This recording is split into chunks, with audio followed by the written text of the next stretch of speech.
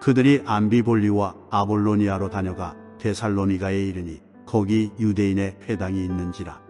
바울이 자기의 관례대로 그들에게로 들어가서 새 안식일에 성경을 가지고 강론하며 뜻을 풀어 그리스도가 해를 받고 죽은 자 가운데서 다시 살아나야 할 것을 증언하고 이르되 내가 너희에게 전하는 이 예수가 곧 그리스도라 하니 그 중에 어떤 사람 곧 경건한 헬라인의 큰 무리와 적지 않은 귀부인도 고난을 받고 바울과 실라를 따르나 그러나 유대인들은 시기하여 저자의 어떤 불량한 사람들을 데리고 때를 지어 성을 소동하게 하여 야손의 집에 침입하여 그들을 백성에게 끌어내려고 찾았으나 발견하지 못하매 야손과 몇 형제들을 끌고 읍장들 앞에 가서 소리 질러 이르되 천하를 어지럽게 하던 이 사람들이 여기도 이르매 야손이 그들을 맞아들였도다. 이 사람들이 다 가이사의 명을 거역하여 말하되 다른 임금 곧 예수라 하는 이가 있다 하더이다 하니 무리와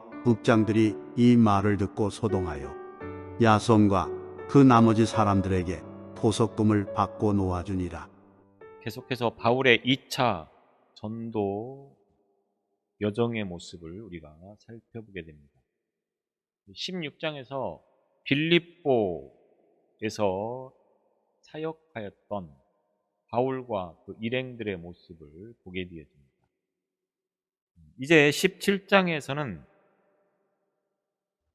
데살로니가 그리고 10절로 15절을 통해서 베레아 그리고 16절로 34절을 통해서 아덴에서의 전도 사역의 여정을 말씀하고 있고 오늘 1절로 9절에서는 데살로니가 지역에서의 복음 전도하는 내용을 우리가 말씀을 통해서 보게 되어집니다. 앞서 바울 일행은 빌립보에서 핍박과 고난을 당했지만 그곳을 떠나서 이제 암비볼리 그리고 아볼로니아를 지나서 데살로니가에 도착을 하게 되었습니다. 이 여정이 적어도 150km 이상 떨어진 그러한 여정의 길이었고 교통편이 여의치 않았던 당시에 150km를 간다고 하는 것은 결코 만만한 일이 아니었지만 바울 일행은 기꺼이 그 일을 감당하고 있음을 보게 되었습니다. 물론 바울 일행의 이와 같은 장거리 행로가 거침없이 진행된 데에는 그리스도 안에서 성령의 인도하심이 그들에게 있었기 때문이었을 것이고 성령의 인도하심에 힘입어서 그 사역을 기쁨으로 감당하고 있는 바울 일행의 모습을 우리가 보게 됩니다. 이 데살로니가는 이탈리아에서 동쪽으로 이어지는 주요 육로와 그리고 에게해에서 다뉴브 강으로 이어지는 주요 해로의 어떤 연결점에 위치하고 있는 마게도냐의 제1 중심 도시였고 당시 인구가 대략 20여만 명 정도 되어지는 상당히 규모가 큰 도시였다라고 그렇게 전해지고 있습니다. 그래서 이곳을 거점으로 해서 또 다른 전도의 불을 붙이기 위하여서 이곳에 오게 되었고 그리고 이곳에서 여러 가지 수적으로나 또는 사회적으로 갈목할 만한 그런 성과를 나타내고 있는 그런 내용을 우리가 오늘 본문을 통해서 확인해 볼 수 있겠습니다. 바울의 일행은 이 데살로니가에 도착을 해서 먼저 유대인의 회당을 찾고 그리고 그곳으로 가게 되어집니다. 회당이 있다고 하는 것은 계속 반복해서 드리는 말씀이지만 유대인들이 거주하고 있다고 하는 것을 뜻하는 것이고 그것도 적어도 10명 이상이 모일 때에 회당이 세워졌다고 하는 면에서 10명 이상의 사람들이 이 데살로니가 지역에 있었다라고 볼 수가 있겠습니다. 그런데 이곳에 유대인들이 아마도 이 한 개 회당만 있었던 것이 아니고 여러 회당 가운데 한 군데를 찾아서 이제 들렸다고 하는 것을 원어를 통해서 보면 분명하게 확인을 해볼 수가 있겠습니다. 바울은 예루살렘과 유대에 거주하는 유대인들로부터 배척을 받았고 또 유대인들로부터 어쩌면 가장 많은 핍박을 당하면서 생명의 위험도 느낄 만한 그런 복음 여정을 진행시키는 과정들을 우리가 볼 수 있었습니다. 그런데도 불구하고 바울은 여전히 어느 지역을 가든 먼저 유대인들이 모임을 갖고 있는 회당을 찾아서 그곳에서 이제 복음을 전하는 그런 일들을 계속하고 있다고 하는 것입니다. 물론 뭐 여러 가지 이유가 있겠지만 그 이유 가운데 하나는 복음을 전하는 데 있어서 아무래도 하나님을 섬기는 유대인들이 훨씬 더 복음을 전하기에 유리했을 것이라고 판단을 했을 것이고 또 하나는 바울도 유대인이었기 때문에 자기 동족 유대인들이 구원받는 것에 대해서 누구보다도 관심을 가지고 있었고 이 일을 위해서 바울이 최선을 다했다고 하는 의미가 담겨져 있음을 보게 되었습니다. 그래서 이 데살로니가에 도착을 해서도 유대인 회당을 찾았고 그리고 이곳에서 이제 복음을 전하게 되어지는데 2절에 보면 바울이 자기의 관례대로 그들에게로 들어가서 자기의 관례대로라고 말하고 있습니다. 관례라고 하는 말은 습관 또는 익숙한 일이라고 하는 것을 뜻하는 단어가 되겠습니다. 그래서 넓게는 종교적인 관습으로부터 좁게는 개인적인 습관에 이르기까지 폭넓게 쓰여지는 그런 의미가 있는 단어인데 바울은 새로운 선교지에 도착하면 유대인 여행자들이 유대 전통에 따라서 회당을 찾는 것과 마찬가지로 바울 일행도 회당을 찾았고 그리고 나아가 그 지역에 흩어져 있는 유대인들의 모이기에 가장 적합한 장소였던 유대인의 회당을 찾아가서 그곳에서 복음을 전하는 것이 바울의 일상의 습관화처럼 되어져 있다라고 하는 것을 의미하는 뜻에서 이렇게 표현을 하고 있습니다. 바울은 외형적으로는 사회적 규례에 자연스럽게 따를 뿐만 아니라 내면적으로는 복음을 효과적으로 전하기 위해서 자신의 자발적이고 그리고 습관적인 그런 의지에 의해서 회당을 찾아서 이제 그곳에서 복음을 전했다고 하는 것입니다. 그래서 이 습관처럼 유대인 회당을 찾아서 그들에게 가서 새 안식일에 성경을 가지고 강론하며 3주 정도를 이제 회당을 찾아서 그곳에서 성경을 강론했다 이렇게 말하고 있습니다. 바울은 유대인들이 잘못 이해하고 있는 성경 구절을 중심으로 그 잘못된 부분들을 바르게 고쳐주고자 하는 마음을 가지고 잘못된 것을 잘못된 것이라 말하고 그리고 올바른 그런 성경의 내용을 전달함을 통하여서 진리를 알게 하는 그런 방식을 선택한다고 하는 것입니다. 물론 여기서는 성경이라고 하는 말이 구약 성경을 말하는 것일 겁니다. 바울은 이미 성취되어진 구약 성경의 의미에 대해서 강론을 했을 것이라고 하는 겁니다. 다시 말하면 구약 성경이 주어진 것은 신약 시대에 예수께서 오실 것을 예언하는 말씀들로 이루어져 있기 때문에 이것을 바르게 알면 예수께서 오신 것을 알게 되었을 것이고 그래서 그 예수께서 그리스도라고 하는 것을 믿게 되어질 건데 유대인들이 그 예수를 배척하고 예수를 믿지 않았다라고 하는 것입니다.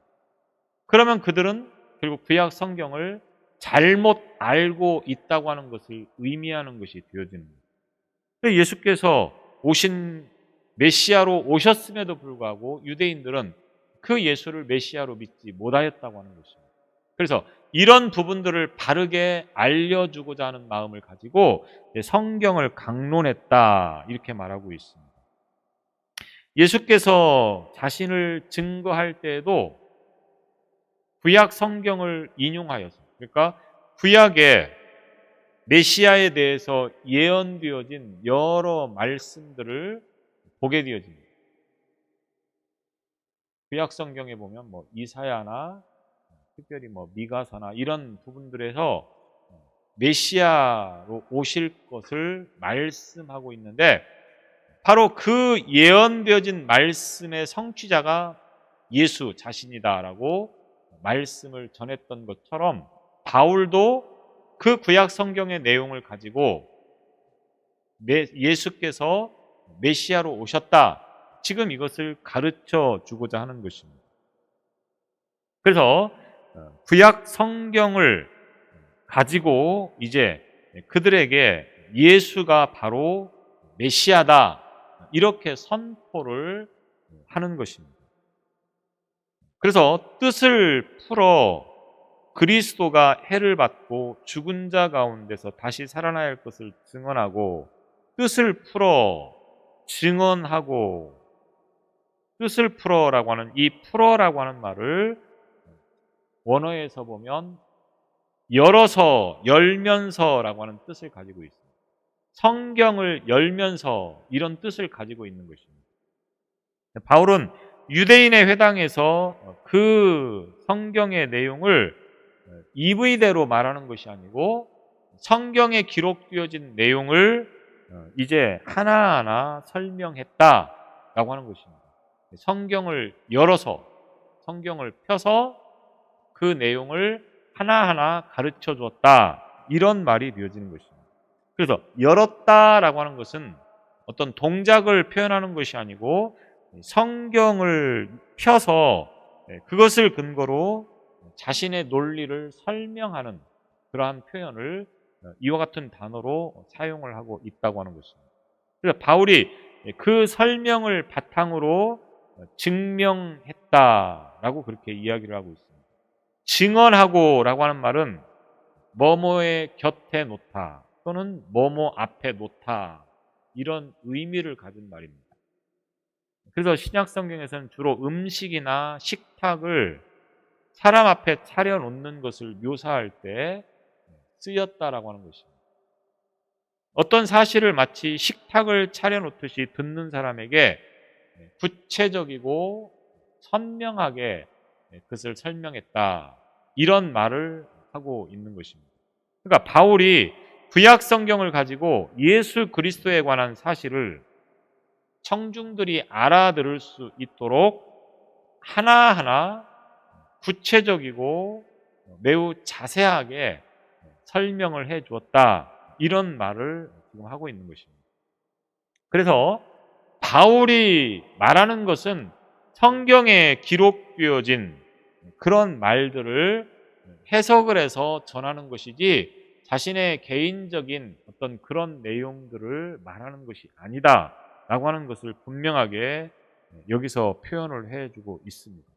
그래서 예수가 그리스도 메시아 되심을 해설하고 입증하는 유일한 근거가 성경이라고 하는 것을 우리는 이 말씀을 통해서 알게 되어집니다. 그러니까 메시아가 왜 메시아냐?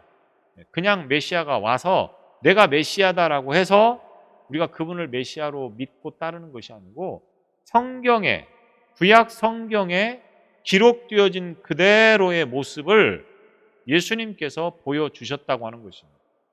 그래서 예수님의 오심에서부터 시작을 해서 십자가에 죽으시고 그리고 사흘 만에 부활하는 이 모든 일생이 이미 구약 성경에 다 기록되어져 있었고, 그 구약 성경에 기록되어진 것처럼 태어나고 30년의 삶을 살고 또 3년의 공생애를 보내고 그리고 십자가에 죽으시고 그리고 부활하셨기 때문에 그분이 곧 메시아가 되신다고 하는 것을 우리가 기억해야 된다고 하는 겁니다. 그러니까 이 시대에 자기가 메시아다, 자기가 예수다라고 주장하는 사람들이 많이 있습니다. 그러면 그들은 자기가 메시아 된 것을 어떻게 증명해야 되느냐? 구약 성경과 일치되어지는 삶을 보여주어야 된다고 하는 거예요. 오심에서부터 시작을 해서 분명히 구약 성경에 예수께서 어디서 오신다고 했습니까? 베들레헴 마구간에서 태어날 것을 예언하셨습니다. 그러니까 예수라고 하면 어디서 태어나야 됩니까? 베들레헴 마구간에서 태어나야 된다고 하는 겁니다. 대한민국 병원에서 태어나갖고는 메시아가 될 수 없다고 하는 겁니다. 그것에서부터 시작을 해서 모든 십자가에 죽으시기까지 노안으로 죽는 게 아니고 병들어 죽는 게 아니고 사고로 죽는 게 아니고 반드시 십자가에 죽으셔야 된다고 하는 거예요. 그리고 사흘 만에 살아나야 된다고 하는 것이죠. 이 모든 것이 정확해야 그분을 우리가 메시아라고 따를 수 있는데 수많은 메시아가 왔지만 단 하나도 한 사람도 죽은 사람은 있어도 아직 부활한 사람은 한 사람도 없습니다. 그런데 이상하게도 여전히 그들은 그를 메시아라고 따르고 있고 그의 부인이 이제는 메시아 대신 오셨다. 이렇게 또 이야기를 하면서 현혹시키는 말들에 속고 있는 참 무지한 모습을 보이는 일들이 참 많다라고 하는 것입니다. 여튼 예수께서 메시아이심을 바울은 성경을 통하여서 설명을 해주면서 이렇게 구약 성경에서 말씀하고 있는 이 내용들을 이루신 분이 바로 예수님이기 때문에 이 예수께서 곧 우리의 메시아가 되신다. 그래도 믿지 않겠느냐? 바울은 지금 이렇게 이야기를 하고 있다고 하는 것입니다. 그러면서 그분이 어떤 분이시냐?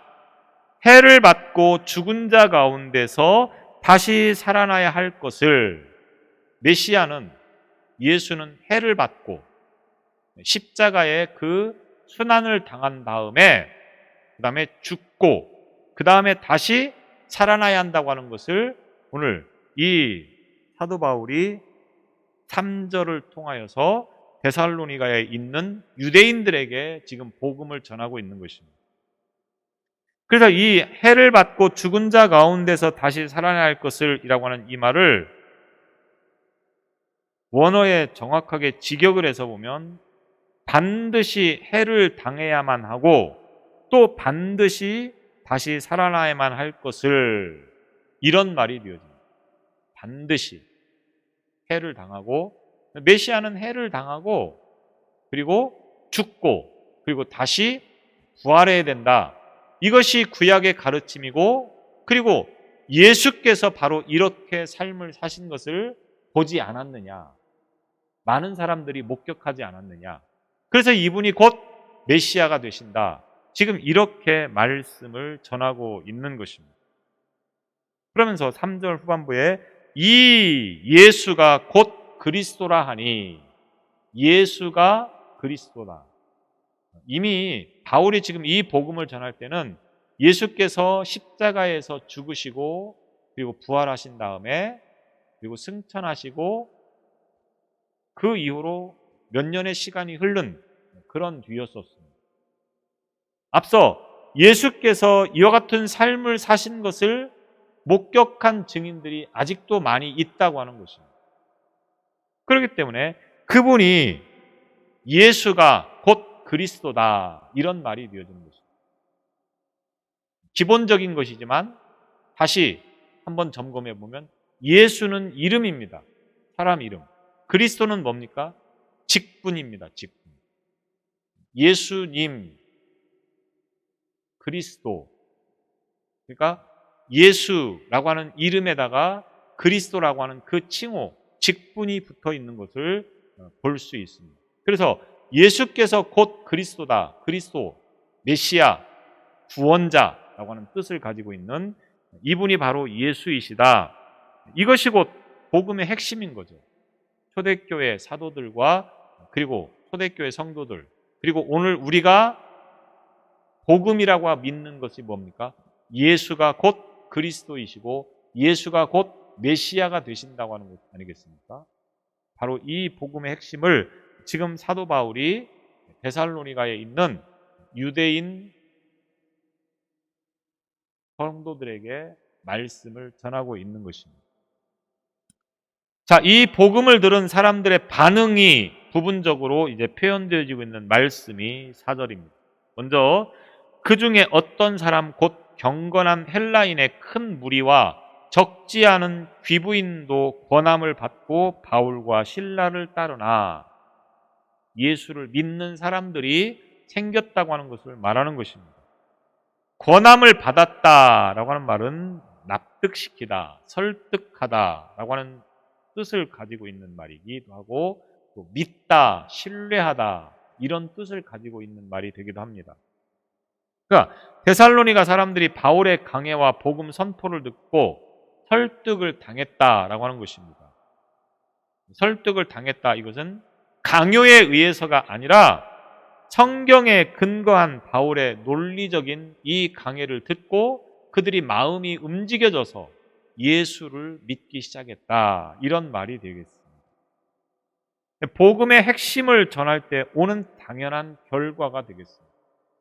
복음은 굉장히 단순한 말인 것 같지만 예수께서 우리를 위해서, 우리 죄를 위해서 세상에 오셨고, 그리고 십자가에 죽으셨고, 그리고 장사 지냈고, 그리고 사흘 만에 부활하셨다. 이 간단한 복음이지만 이 말씀 자체가 능력이 있어서 이것을 듣는 사람들에게 많은 사람들을 구원하는 그런 놀라운 역사가 일어난다라고 하는 것입니다. 그래서 이 복음 자체가 믿음을 갖게 하는 능력의 말씀이라고 하는 것입니다. 그렇기 때문에 우리가 복음 전하는 일에 있어서 두려워하지 않아도 된다고 하는 겁니다. 내가 복음을 전해서 그 사람이 예수를 믿느냐 안 믿느냐의 문제는 내 영역이 아니고 내 소관이 아니기 때문에 우리는 단지 바울처럼 그냥 복음을 전하면 되는 것이고, 그 나머지는 누가 하는 것입니까? 하나님께서 역사하시는 겁니다. 복음의 말씀의 능력을 통하여서 그가 변화되어지기도 하고 그렇게 되지 않는 경우도 있다고 하는 것입니다. 이것은 우리의 영역이 아니기 때문에 우리가 그런 것들을 굳이 염두에 두면서 복음을 전하려고 할 필요는 없다고 하는 겁니다. 복음 전하는 게 왜 힘드냐? 우리가 그런 것까지 생각을 하기 때문에 그렇습니다. 내가 이렇게 말을 하면 저 사람이 과연 어떻게 받아들일 것인가? 괜히 나만 망신당하는 거 아닌가? 자꾸 이런 것들을 생각하면서 하려고 하니까 이게 자꾸 두려워지고 주저주저해진다고 하는 것입니다. 그러나 그 모든 것들은 사실 우리의 영역이나 우리의 소관이 아니기 때문에 우리가 그것 자체를 생각하면서 복음을 전할 필요는 없는 것입니다. 그래서 바울의 전도를 받고 믿음을 가지게 된 사람들이 여기 기록되어 있습니다. 경건한 헬라인의 큰 무리와, 경건한 헬라인의 큰 무리. 헬라인의 큰 무리는 누구겠습니까? 이방인들 가운데 유대교로 개종했던 사람들을 경건한 헬라인이라고 이렇게 표현을 했을 걸로 봅니다. 그래서 유대교의 규례에 따라서 그들이 비록 이방인이지만 유대인의 규례에 따라서 이제 회당에 나와서 함께 예배를 드리다가 바울의 설교를 듣고 이제 그들이 믿음을 갖게 되었다라고 하는 것입니다. 또 귀부인이라고 하는 말은 데살로니가의 유력한 지도자들의 부인들이었다, 이렇게 볼 수가 있겠습니다.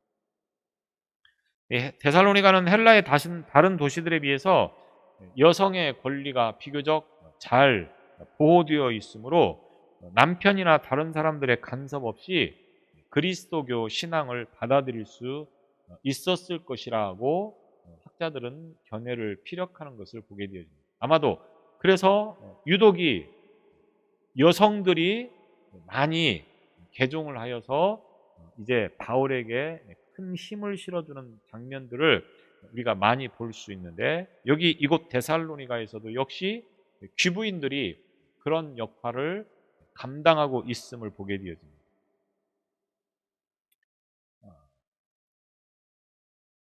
큰 무리와 적지 않은 귀부인들, 이렇게 표현하고 있습니다.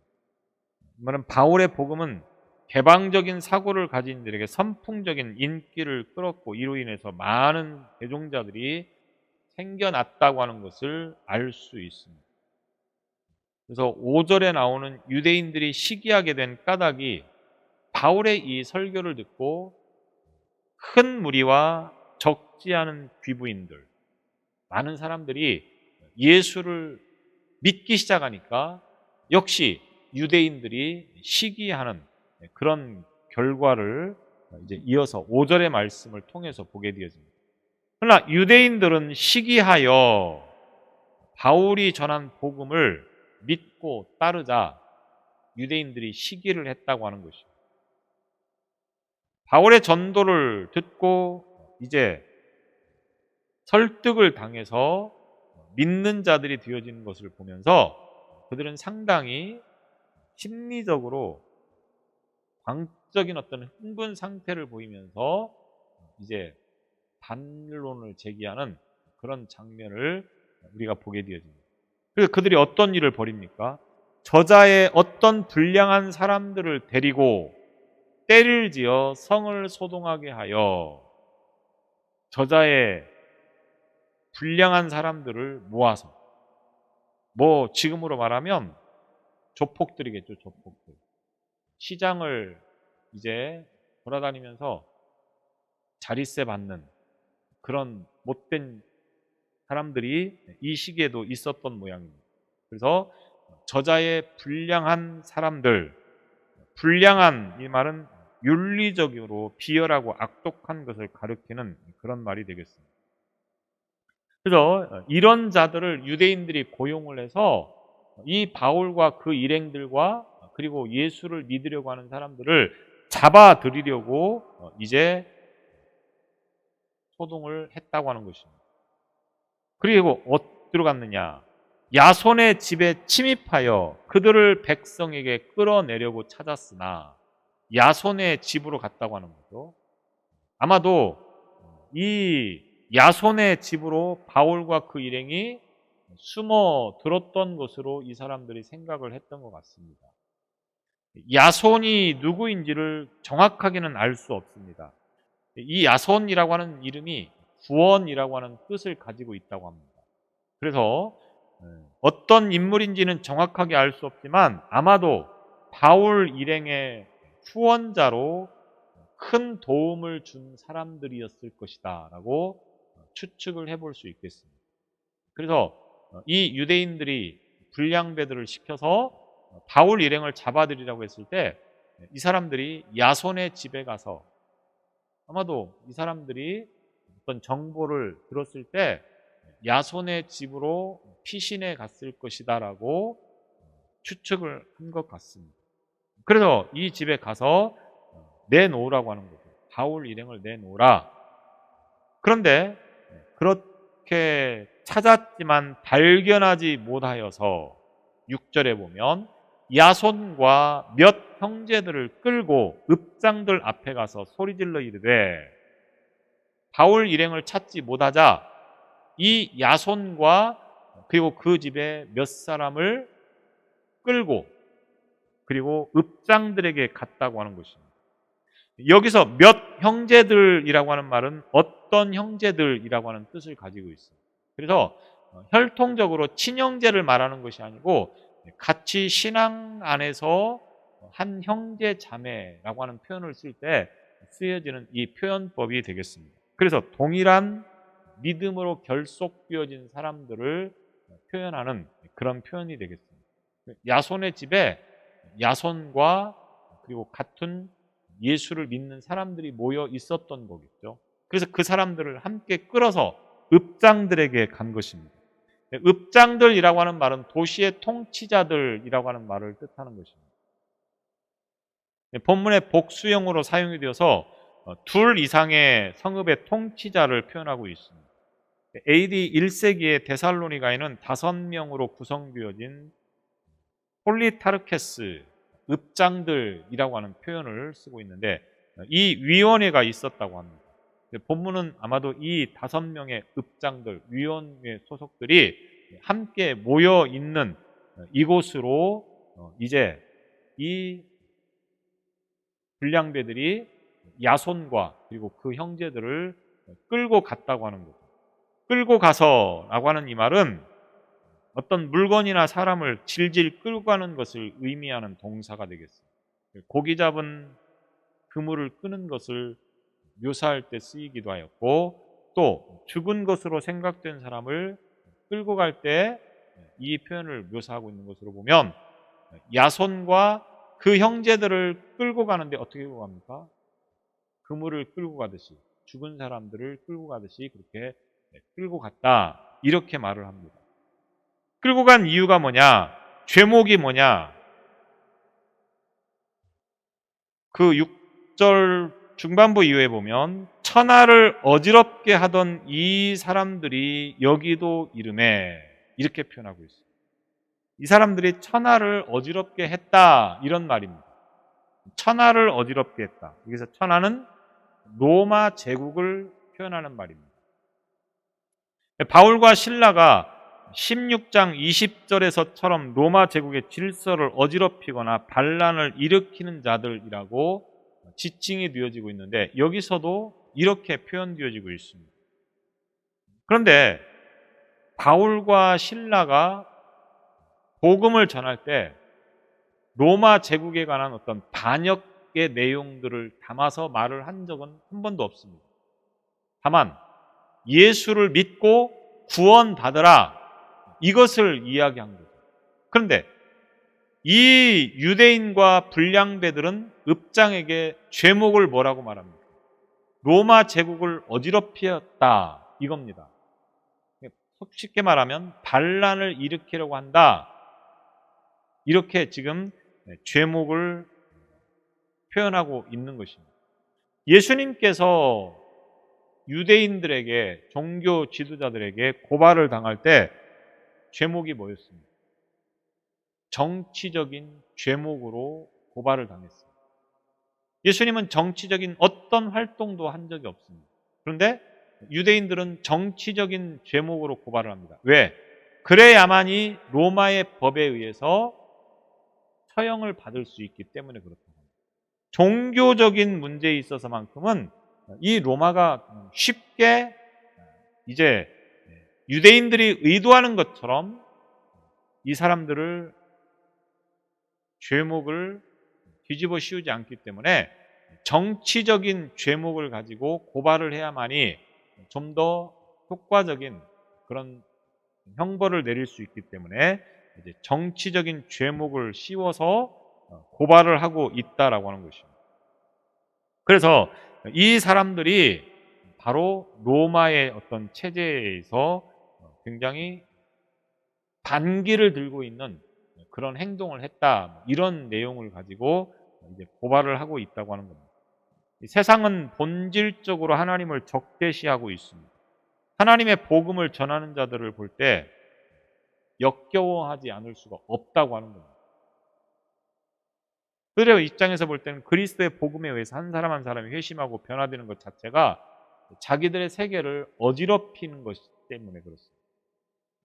언젠가도 말씀을 드렸지만 불의를 행해야 되는데 진리를 추구하는 사람들이 있으면 그 일을 제대로 하지 못합니다. 그러니까 그 일을 방해하는 사람은 다 적대자가 되어버린다고 합니다.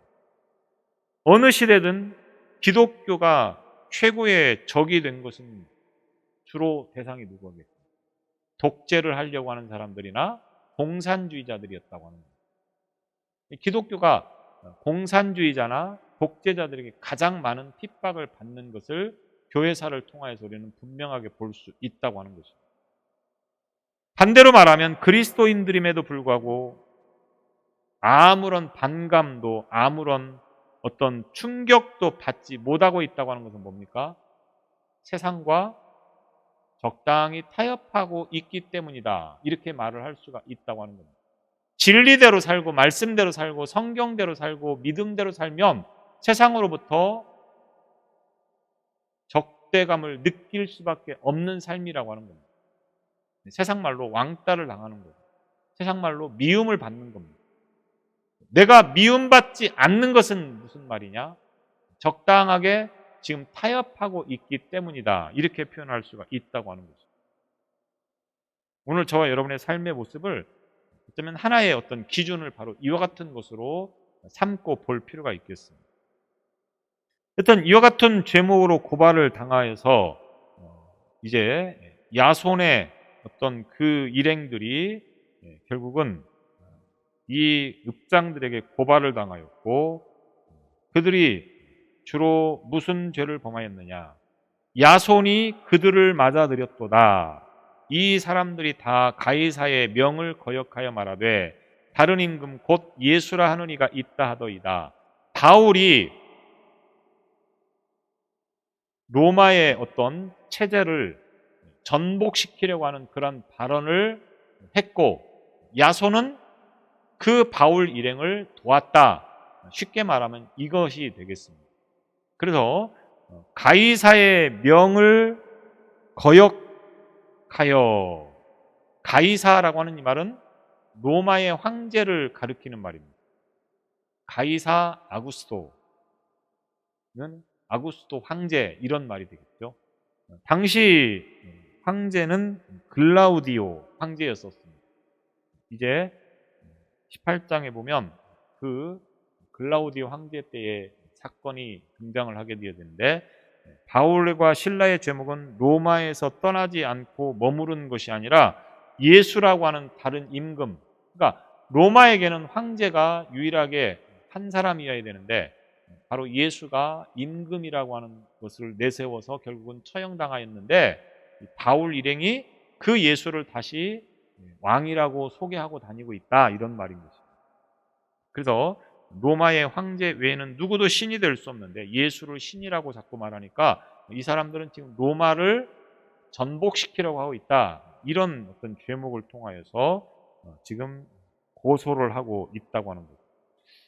그러나 결국 9절에 보면 야손과 그 나머지 사람들에게 보석금을 받고 놓아주니라, 이렇게 그들이 풀려나는 과정을 볼 수 있겠습니다.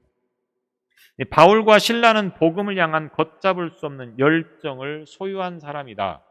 물론 사도행전 전체를 통하여서 또 바울 서신서들을 통하여서 보면 바울과 그 일행들의 열정이 어떤 것인가를 우리는 잘 보게 되어집니다. 바울 일행은 복음을 전하는 일을 위해서라고 하면 어떤 것도 그들의 앞길을 막지 못했던 것을 보게 되어집니다. 앞서 빌립보에서 어떤 일이 일어났습니까?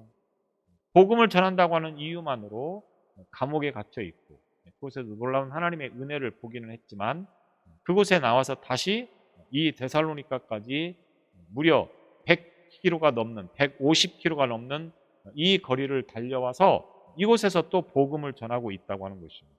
그래서 16장 40절과 17장 1절이 한 구절 차이라서 사실 별로 실감이 안 날지 모르겠지만 이 한 절의 차이에서 무려 거리가 150km나 되는 그런 거리를 지금 바울 일행이 오고 가면서 복음을 전하고 있다고 하는 것입니다. 이것이 바로 바울의 열정이고 바울 일행의 열정이라고 하는 겁니다. 복음을 위해서라고 하면 어떤 것도 주저하지 않고 이 일에 최선을 다하고 있는 이 바울의 열정이야말로 오늘 우리가 본받아야 될 귀한 말씀이라고 하는 것입니다. 우리도 복음을 들고 말씀하시면 그것이 어디든 갈 수 있는 그런 믿음이 오늘 저와 여러분의 믿음이 되시길 바랍니다. 기도하겠습니다. 자비하신 하나님, 바울의 복음에 대한 열정을 우리가 본받게 하시고 우리 또한 그 믿음을 가지고 살아갈 수 있도록 은혜를 더하여 주옵소서. 우리의 상황과 환경을 살피기 전에 먼저 하나님의 뜻이 복음을 전하는 것에 있음을 잊지 않게 하여 주셔서 이 복음을 전하는 열정을 가지고 살아가는 믿음 되게 하여 주옵소서. 예수님 이름으로 기도드리옵나이다.